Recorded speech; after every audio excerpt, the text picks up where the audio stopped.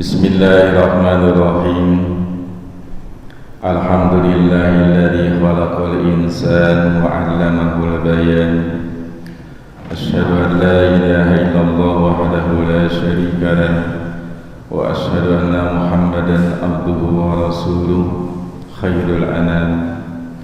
Allahumma shalli wa sallim wa barik ala sayyidina Muhammadin wa ala alihi wa sahbihi mashabihi zulal, amma ba'du. Hadratul mukarramin, jajaran DKM Masjid Al-Hikmah yang insyaallah dimuliakan oleh Allah Subhanahu wa taala, para asatidz, para guru, para orang tua, peserta haji wa hajjah, seluruh jamaah salat subuh yang mudah-mudahan senantiasa diberkahi oleh Allah Subhanahu wa taala. Alhamdulillah, pada kesempatan pagi hari ini kembali kita dapat berkumpul bersilaturahmi dalam rangka menunaikan ibadah salat subuh berjamaah. Mudah-mudahan ibadah kita hari ini mendapatkan ridha dari Allah Subhanahu wa taala.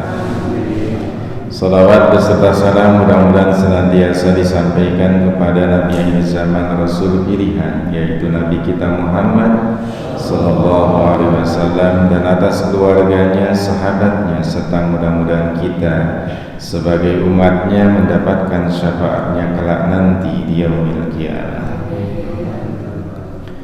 Jamaah yang dimuliakan oleh Allah Subhanahu wa taala, pada pagi hari ini kita akan melanjutkan materi tafsir Al-Qur'an sampai pada surat At-Takasur, surat yang ke-102, isinya 8 ayat. At-Takasur artinya adalah bermegah-megah atau memperbanyak, saling memperbanyak. Diturunkan oleh Allah Subhanahu wa taala sebagai teguran dan peringatan kepada orang-orang yang tadinya hidupnya membangga-banggakan harta dan apa yang mereka miliki. Ayat ini diturunkan di Mekah, dan karena memang bercerita tentang penduduk Mekah, sebagian kaum yang kaya-kaya, yang mereka saling membanggakan harta-hartanya dan berbagai macam kemewahan hidupnya.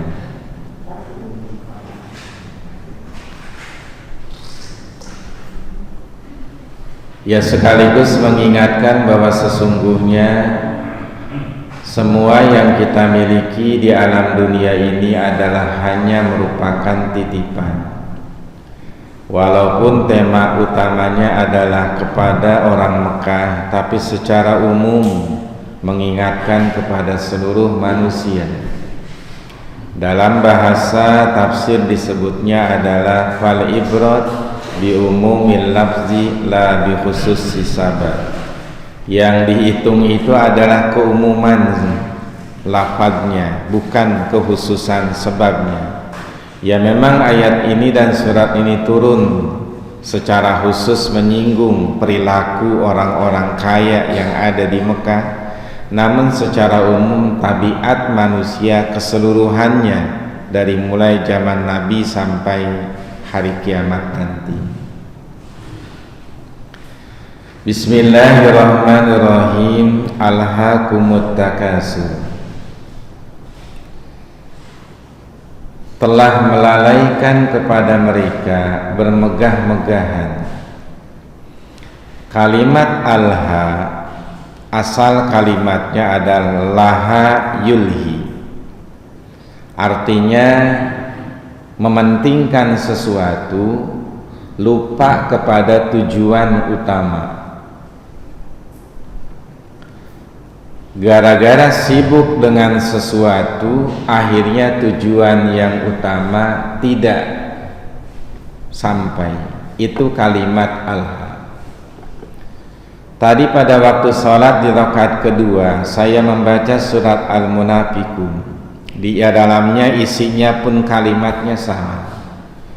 Ya ayyuhalladzina amanu la tulhikum amwalukum wala auladukum an zikrillah. Wahai orang-orang yang beriman, janganlah melalaikan kepadamu hartamu, anak-anakmu dari mengingat Allah. Kenapa demikian Allah singgung? Karena memang tabiat watak manusia senang dengan berbagai kemewahan. Dalam surat Al-Baqarah Allah pun menegaskan zuyyina linnas hubbus syahawat minan nisa wal banin wal qanatiril muqantara minaz zahab wal fiddah wal khairil musawwamah. Telah dihiasi bagi manusia itu senang dengan berbagai keinginan dari harta, anak, istri, kemudian juga harta emas perak. Semua itu merupakan sesuatu yang disenangi oleh manusia. Namun masalahnya seringkali dan kebanyakan karena sibuk mengurus harta, sibuk mengurus anak, sibuk mengurus kendaraan, sibuk mengurus berbagai kemewahan dunia, lupa kepada tujuan utama. Apa tujuan utama kita? Mempersiapkan bekal menuju perjalanan berikutnya, yaitu akhirat. Maka kemudian kata Sayyidina Ali, nikmatid dunia matiyatul mu'min. Dunia itu kan memang kendaraan untuk menyampaikan kita kepada akhirat, bukan tujuan utama.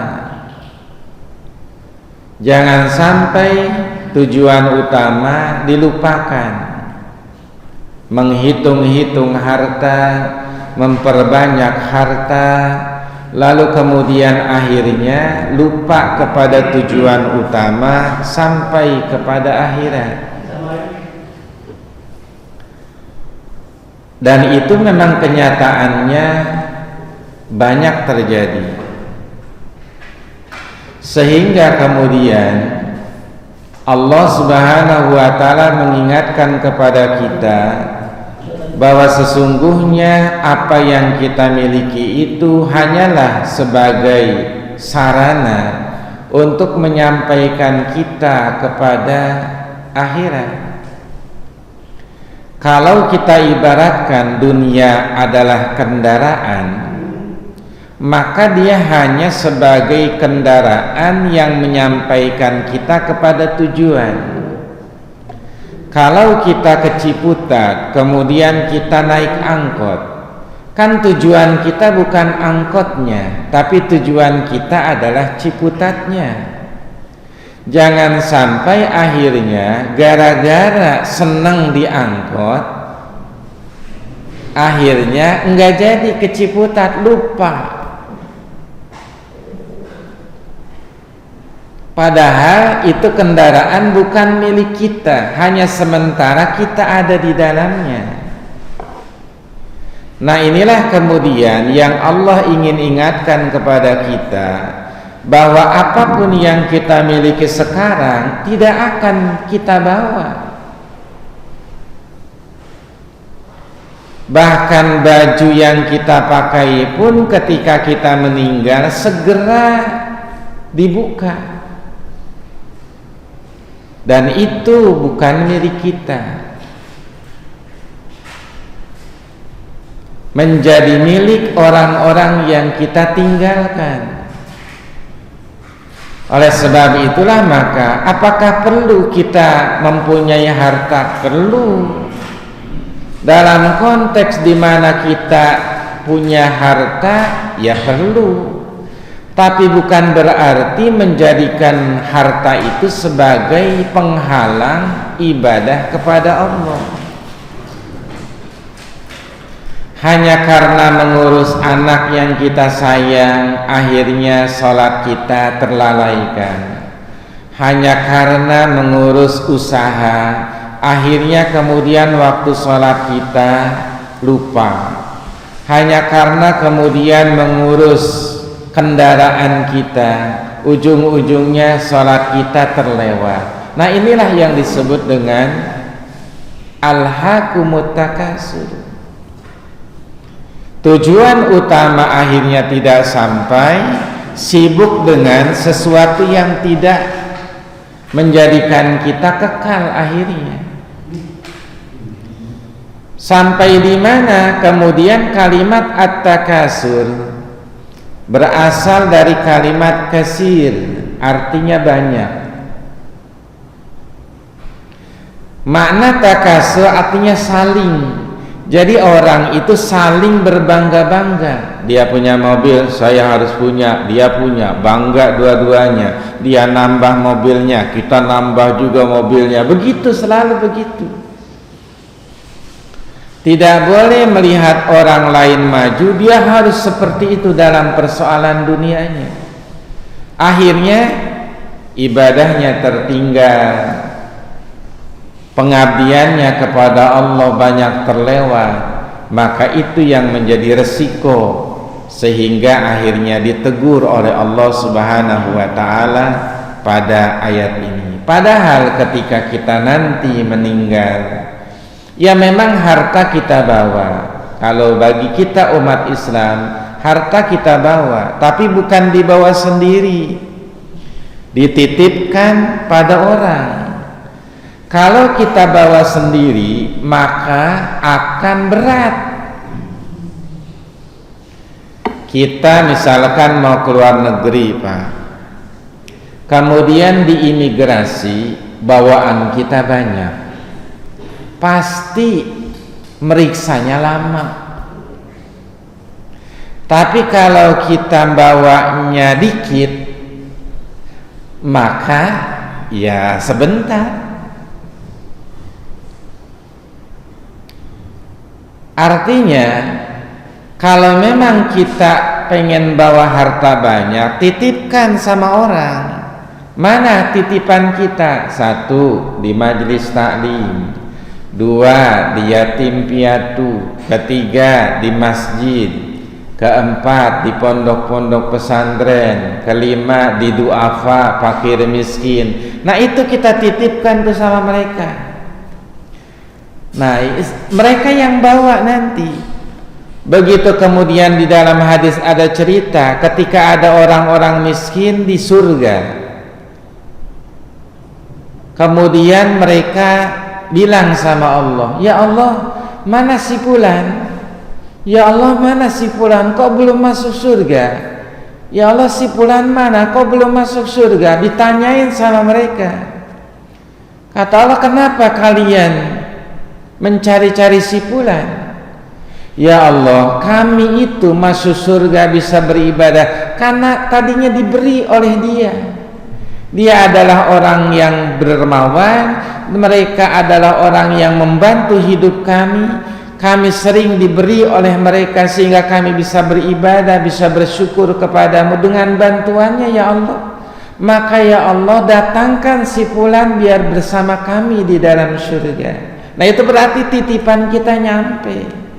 Siapa yang bawa? Yaitu orang-orang fakir miskin. Sedekah yang kita keluarkan, zakat yang kita keluarkan, infak yang kita keluarkan, itu semuanya berarti kita sedang nitip kepada orang-orang itu untuk membawa harta kita sampai ke akhirat.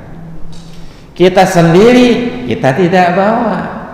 Kenapa? Karena bagaimana membawanya? Orang kita kain kapan tidak ada kantongnya. Belum pernah kita lihat ada seorang amil yang ketika membuatkan kain kapan untuk mayit, dia bikinkan kantong kanan, kantong kiri, dan kantong atas. Tidak ada. Apa yang dibawa? Jahitan pun tidak. Oleh sebab itulah maka dari ayat ini kita belajar bahwa sesungguhnya silahkan kita berpunya, silahkan kita punya harta, namun jangan sampai itu melalaikan kita kepada tujuan utama, yaitu akhirat. Ayat kedua, hatta zurtumul maqabir. Kalimat hatta kalau dalam kosakata bahasa Arab artinya lil ghayah, sampai batas. Hatta zurtumul maqabir, sampai kalian itu datang ke kuburan. Kok Allah memberikan kalimat zurtum dari kalimat zaro, artinya berkunjung, ziarah. Kenapa ziarah? Karena orang berziarah dan berkunjung itu tidak lama.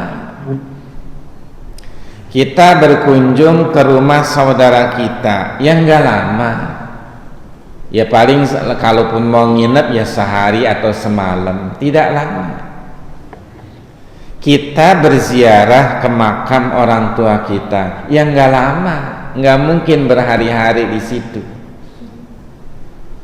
Nah, artinya hidup di dunia sebentar, hidup di dalam kubur sebentar, yang lama nanti di akhiratnya.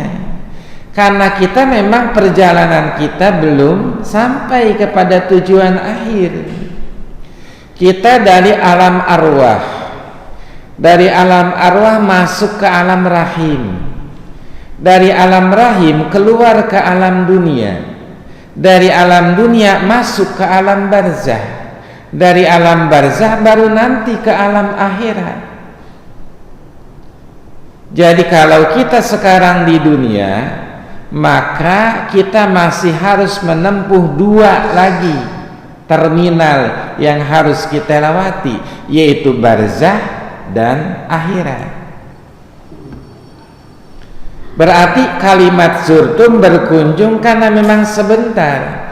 Orang yang meninggal yang sekarang ada di alam kubur, maka lama atau singkatnya tergantung amal.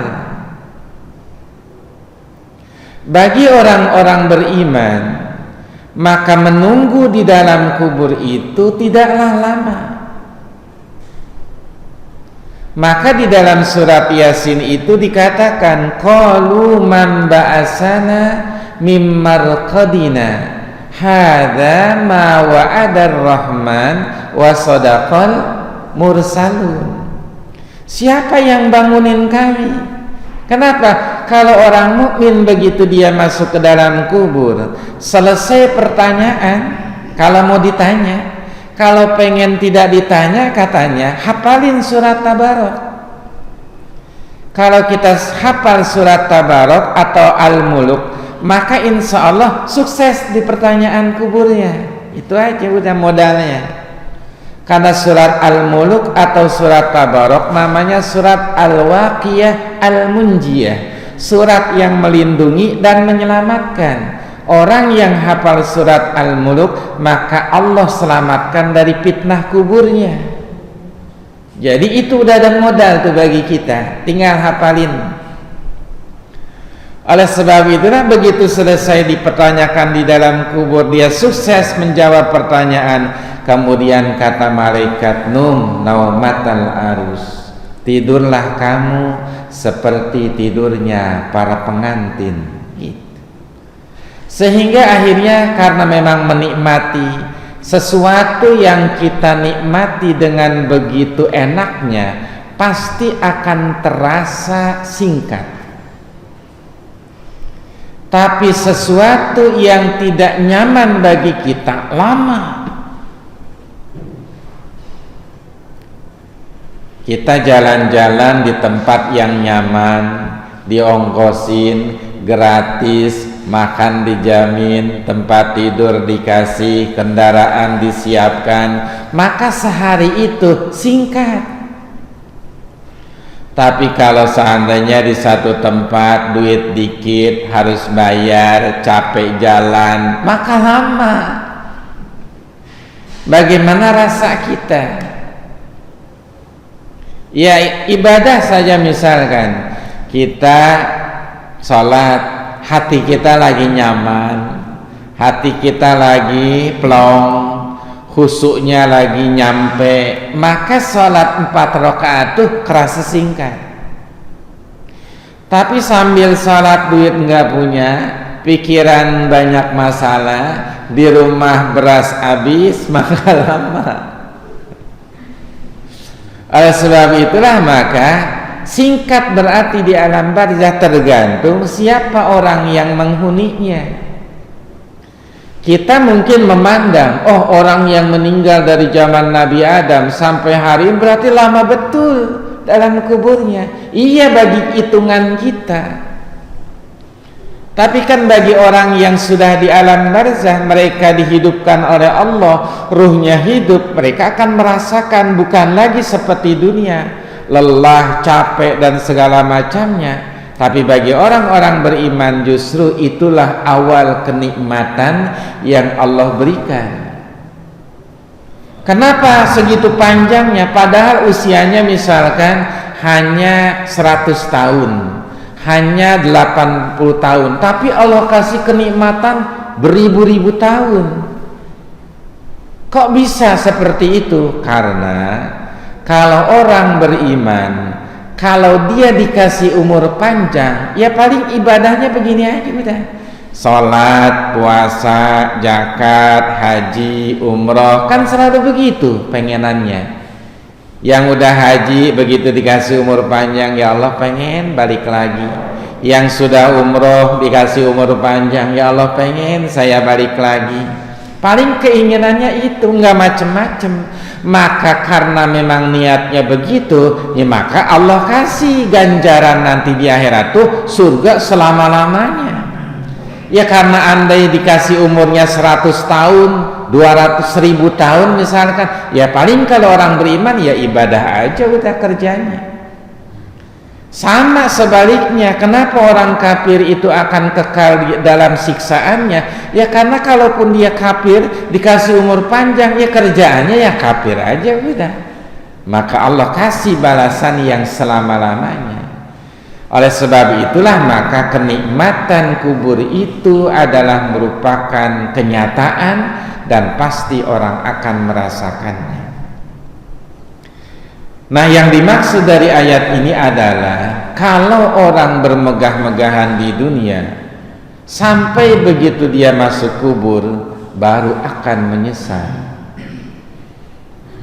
Ada seorang ayah yang ketika dia sakit parah, dia pesan wasiat sama anaknya, "Nak, kalau nanti ayah meninggal, tolong kaos kaki ayah yang bolong itu kaos kaki kesayangan ayah, tolong pakaikan ya nak." Itu pesan ayah. Ketika kemudian dia meninggal, lalu anaknya minta kepada amil yang mengurus jenazah ayahnya, "Pak, ayahku wasiat supaya kaos kaki bolongnya itu dipakaikan di jenazahnya. Kira-kira itu amil ngasih apa enggak?" Pasti amil tidak akan ngasih, karena tidak ada prosedurnya. Mayat harus pakai kaos kaki, apalagi bolong kaos kakinya. Akhirnya dibujuk, tetap tidak bisa. Nah, di bawah tempat tidur ayahnya kemudian ditemukan sebuah tulisan. Ternyata ayahnya menulis, "Nah, kau kan tahu akhirnya ayah minta supaya kaos kaki ayah yang bolong dipakaikan pada kaki ayah ketika ayah meninggal. Ternyata tidak bisa kan nak? Ternyata ditentang kan?" Nah, ayah ingin mengajarkan kepada kalian bahwa sesungguhnya jangankan harta yang banyak nak, jangankan uang yang banyak nak, kaos kaki bolong saja enggak boleh dibawa.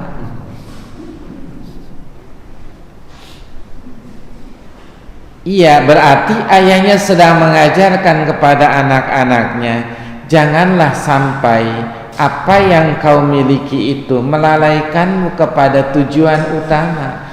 Karena yatba'ul janajah salasah, kata Sayyidina Ali.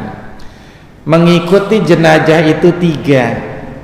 Ada 3 yang mengikuti jenazah. Yang mengiringi jenazah itu 3. Ahluhu wa maluhu wa amaluhu. 1 keluarganya, yang kedua hartanya, yang ketiga amalnya. Fayarji'u isnadi wa yabqa wahid. Maka pulang yang 2, tinggal 1. Mana yang pulang? Ahluhu, keluarganya. Pulang enggak? Pulang. Walaupun sayang betul ayah, jangan tinggalkan kami, ya tetap pulang. Suamiku, istriku tetap pulang. Wa maluhu, hartanya pulang. Kendaraan yang buat nganter dia, bahkan tikar, payung yang buat mayungin jenazahnya, walaupun jenazah sebenarnya tidak suka payung dan tidak minta dipayungin. Maka pulang dia semuanya. Wa yabqa wahid, maka tinggal 1. Mana yang tinggal? Ya amalnya, itu yang akan menemani. Salatnya datang, puasanya datang, bacaan Qur'annya datang, bahkan kegembiraan yang pernah dia berikan kepada saudaranya waktu hidup datang. Di dalam hadis dikatakan, datang 1 kegembiraan ke dalam kubur seseorang. Lalu orang itu bertanya, siapa engkau? Kok datang kemari? Kemudian dia mengatakan, aku itu datang untuk menghiburmu. Kenapa? Karena di dunia engkau pernah menggembirakan hati saudara. Jadi kegembiraan yang pernah kita kasih ke orang itu nanti akan datang di dalam kubur kita. Ada keluarga kita, saudara kita, tetangga kita lagi kelihatan susah, mungkin karena dia belum punya beras, lalu kemudian kita ada kelebihan, kita kasih, hatinya jadi senang. Itu bakal datang dalam kubur kita. Mungkin kemudian kita tidak bisa, ada saudara kita, ada tetangga kita yang susah, lagi kesulitan, sedang sulit-sulitnya, kemudian kita tanya, ada apa Pak? Ada apa Bu? Ya ini saya lagi susah, bener. Lalu kemudian kita nggak punya apa-apa juga, tapi kita hibur dengan kata-kata kita, ya sabar Pak, mungkin nanti akan ada masanya di mana Allah kasih rezeki yang banyak, sehingga hatinya menjadi kuat. Itu pun akan datang ke dalam kubur kita, nemenin kita. Atau kemudian ada teman yang jauh di sana, kemudian telepon kita, Pak atau Bu, ini lagi susah bener, bisa bantu saya enggak? Kemudian kita jawab, ya saya juga memang dalam keadaan yang memang susah. Ya tapi kalau memang butuh banget, ya datanglah ke sini.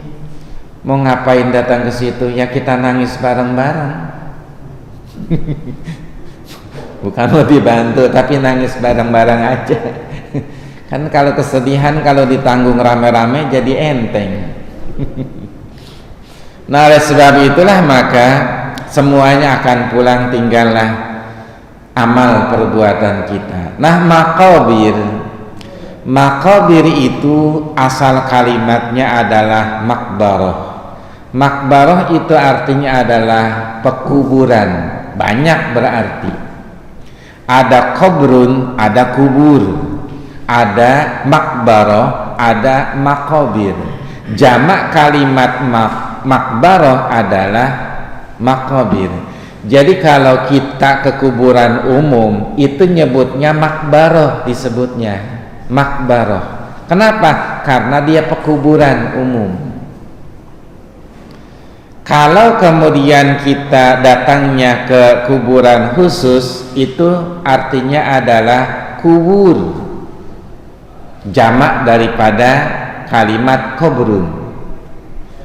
Nah, kubur itu adalah merupakan tempat yang dimana kata Nabi setiap hari kuburan itu teriak. Ada 5 kalimat yang keluar dari dalam kubur itu, hanya kita tidak dengar. Kata kubur begini, ana baitul wahdah. 2, ana baitul wuhsyah. 3, ana baitul zulmah. 4, ana baitul didan. Kemudian 5, ana baitul munfarid. Kalimatnya yang pertama, ana baitul wahdah, aku ini rumah sendiri.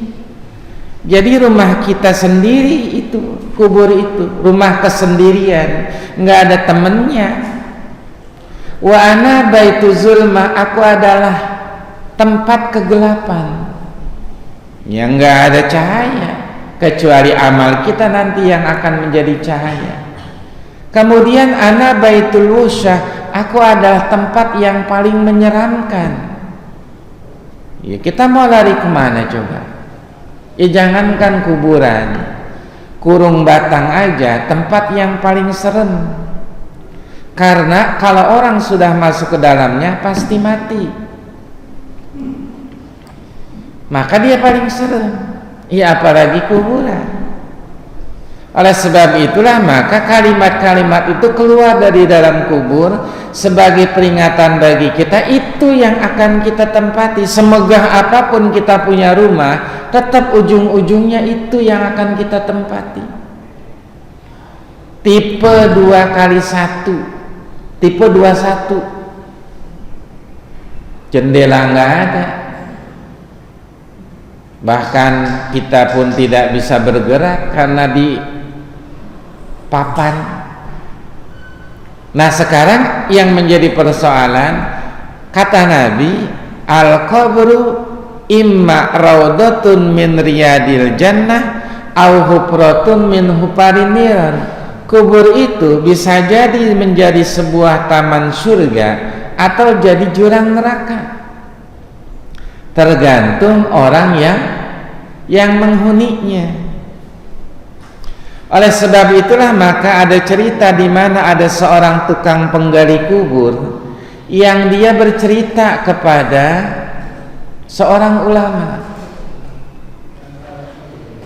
Pak Kiai, kenapa kalau saya gali kubur itu, mindahin jenazah itu sudah puluhan kali saya lakukan, tapi setiap kali saya bongkar kuburannya, selalu wajahnya itu berbalik. Asalnya madhep kiblat, itu berbalik ke arah timur, rata-rata begitu. Padahal sewaktu jenazah itu dikuburkan kan pasti kepalanya, wajahnya dihadapkan ke arah kiblat. Tapi kenapa begitu saya bongkar, ternyata rata-rata mereka melengos, berubah posisi wajahnya jadi menghadap ke timur. Ada apa? Rupa-rupanya kemudian dijawab bahwa kebanyakan orang ketika dia dalam sakaratul maut masih memikirkan persoalan dunia. Itu yang menyebabkan kenapa wajahnya berbalik. Kadang-kadang kalau orang dalam keadaan sakaratul maut, kalau dulu Pak Ibu kemarin-kemarin ya tahun-tahun yang lalu, kalau orang sedang sakarat itu biasanya keluarga semua suruh padan dekat. Kalau sekarang suruh padan jauh, karena COVID kali ya. Jadi keluarga pada suruh jauh. Itu kemudian yang ada di pikiran orang yang sakaratul maut, nanti anaknya bagaimana, nanti harta peninggalannya seperti apa. Itu yang dipikirkan. Sebenarnya itu sudah tidak boleh lagi dipikirkan. Kenapa? Karena udah ada yang ngurus. Harta, jangankan yang tidak dimiliki, yang dimiliki aja diinginkan oleh orang. Artinya apa yang kita tinggalkan, ya udah itu mah, nggak usah, nanti juga ada yang ngurus. Anak-anak kita kemudian nanti makannya bagaimana, nanti rezekinya bagaimana, udah ada Allah yang mengurus. Ternyata toh begitu ahli keluarganya, ayahnya meninggal atau ibunya meninggal, toh kehidupan mereka tetap berjalan biasa. Rezeki mereka tetap makan, mereka tetap mendapatkan rezeki dari Allah, karena kan yang mati kita bukan Allah sang pemberi rezeki. Maka ketika orang dalam keadaan sakaratul maut, lepas semuanya, lepas. Makanya simbolnya orang makin tua, kira-kira pegangannya makin kencang, makin lemes. Makin kendor, makin lemes nih pegangan tangan, coba. Makin tua. Kenapa? Karena Allah lagi ngajarin kita untuk ngelepasin semua. Asalnya kita sendiri, kemudian ketika menikah jadi berdua. Setelah menikah ada anak, nambah 3, nambah 4, nambah 5, nambah 6. Kemudian ada cucu, makin banyak kan. Nanti satu-satu akan hilang lagi. Anak misah sendiri, pada misah semuanya, tinggal kita lagi berdua. Paling nengok kadang-kadang, cucu main kadang-kadang. Nanti pasangan kita meninggal, tinggal sendiri, ia balik lagi sendiri. Nah itulah makanya kenyataan hidup. Maka teman yang paling bagus amal kita. Itu yang harus kita perbanyak, karena dia yang akan setia nemenin. Ada cerita seorang suami punya istri 4. Istrinya 4. Istri pertama tidak cantik, kurang menarik, ya kurang diurus. Istri kedua rada cantik, ya rada diurusin. Istri ketiga cantik, menarik. Istri keempat sangat cantik, sangat menarik, paling diopenin. Nah, begitu si suami akan meninggal, dipanggil satu-satu. Pertama, istri keempat yang sangat cantik, sangat menarik. Ma, kalau ayah meninggal, kira-kira mama mau nggak nemenin ayah di mana saja? Nggak mau. Maaf Pak, kita memang saling mencintai, tapi kalau bapak meninggal, ya maaf saya nggak bisa nemenin. Tuh kan. Istri ketiga dipanggil dengan pertanyaan yang sama, mau nggak nemenin saya di mana saja? Oh maaf, saya nggak berani nemenin bapak, ya masa saya harus ada dalam kubur juga. Istri yang ketiga, jawabannya begitu juga. Begitu istri yang keempat, istri yang pertama, kemudian ditanya, Mah, mau nggak nemenin saya? Siap, papa mau kemana saja, di mana saja saya siap nemenin. Itu. Padahal dia tidak cakep, tidak menarik. Ini adalah perumpamaan. Istri keempat yang paling cantik, paling menarik, harta. Ini harta. Apa sih yang tidak menarik kalau harta itu? Paling menarik. Begitu kita meninggal, apakah dia nemenin? Enggak mau. Itu tadi, tikar pulang, payung pulang, motor pulang. Istri yang ketiga, rada cantik kan dia memang. Itu siapa? Itu adalah teman-teman kita, teman reuni, teman sekolah, teman arisan. Apakah nanti begitu kita meninggal dia mau nemenin? Oh, enggak, udah mulai di delete itu nomor kita. Khawatir nanti telepon. Oh, si Anu udah meninggal, delete, hapus tuh teman kita. Istri yang kedua agak cantik. Siapa? Keluarga besar kita. Ya memang nangis waktu kita meninggal, nangis mereka perhatian, tapi kan setelah 40 hari, lamanya 1 tahun, selesai. Makanya kalau tidak ada haul, tidak ada mengingat-ingat itu, maka loss. Makanya kenapa Islam mengajarkan ya cobalah ada haul, ada memperingati. Sebab apa? Jangan sampai mereka terlupakan. Sebab mereka ingat terus dengan kita, ngarep terus dengan doa kita. Hilang. Nah, istri yang paling setia, yang pertama itu amal. Kita jarang ngurusin sholat kita, ngoreksi ibadah kita. Makanya nggak didandanin, nggak cakep. Salat kita ya seadanya, sedekah kita semaunya, kemudian ibadah-ibadah kita seingetnya, akhirnya nggak kurus ya jelek jadinya. Tapi kalau istri pertama itu dipentingin, padahal dia yang bakal setia sama kita, diurus dengan baik tuh, dia yang bakal setia. Nah itulah adalah merupakan sebuah contoh bahwa sesungguhnya kita pasti akan meninggalkan semuanya. Al-Quran ngingetin alhaakumut takasur hatta zurtumul maqabir. Jangan sampai gara-gara mengurus berbagai fasilitas dunia kita lupa kewajiban kita, tujuan utama beribadah kepada Allah. Karena memang wa ma khalaqtul jinna wal insa illa liya'budun. Tidaklah aku ciptakan jin dan manusia kecuali untuk beribadah, untuk mengenalku. Jadi adanya nikmat itu kita harus tahu dari siapa nikmat itu diberikan, harus bagaimana kita memperlakukan nikmat, dan kepada siapa kita harus bersyukur.